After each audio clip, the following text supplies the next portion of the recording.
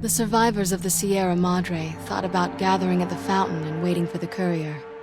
In the end, the caller's silence made them uneasy, and the fear of turning on each other made them hesitate and leave the goodbyes unspoken. The radio message at the fountain was enough for them, and there was no need to add another farewell on top of all they had suffered. Dog forgot himself, as did the voice that raged within him.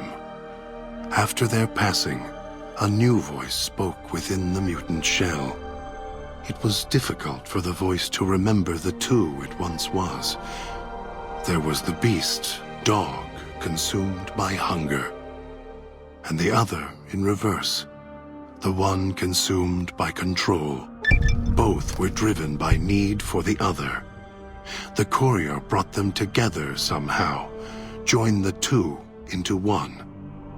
All that happened at the Sierra Madre was a faint memory to the new personality, like a flickering light in the clouds of the mind. The new voice did not think of the courier again until the battle at the Divide reached his ears. The battle between the two couriers, beneath the torn skies and the old world flag, each bearing a message for the other. And the mutant prayed the courier that had saved him had been saved in return. Dean Domino, entertainer, singer, thief, explored the Sierra Madre not long after he was rescued by the courier.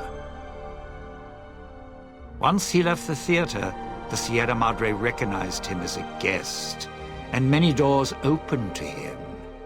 He had to admit it had been built to last. During his search, he came across the final records of Vera and Sinclair, and realized what happened the night the bombs fell. He felt strangely sad for a moment, and he had no idea why. Shrugging it off, his mind turned instead to where the courier had come from. Vegas still survived, out there in the Mojave. Its sights, sounds, and casinos, ripe for the taking. So, giving the Sierra Madre one last nod and a wink, he set off beyond the cloud to begin again. Christine, her mission complete, found new purpose as the Sierra Madre's warden. She watched over it silently, by choice. Over time, the ghost people came to see her as one of the holograms. They would watch, silently, as she walked among them. At times, Christine thought of the courier, who had kept Elijah's hand from her throat.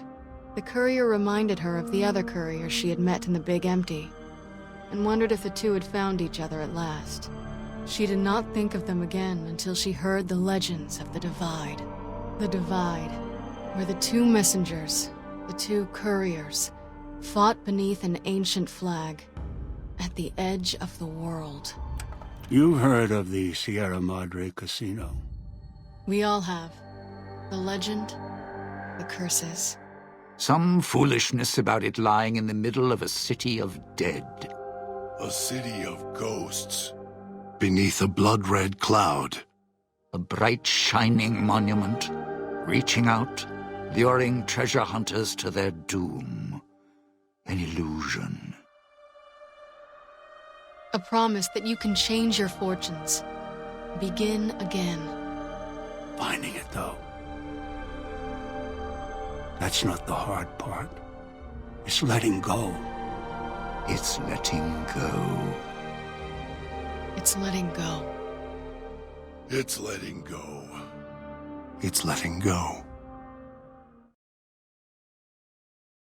Wait a moment.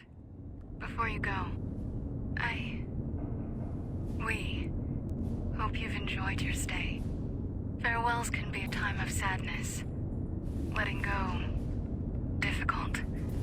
As a guest of the Sierra Madre, you know that truth more than anyone. Frederick Sinclair believed one's life could be made anew every day. That fortunes were more than the wealth in your hands. Love, life, family, those to care for, and those who will care for you. To those who know these joys, the Sierra Madre holds little they don't already have. Out in the world, beyond these walls, that is your chance to begin again. I hope you'll return in happier times. Until then, the Sierra Madre and I will hold you in our hearts.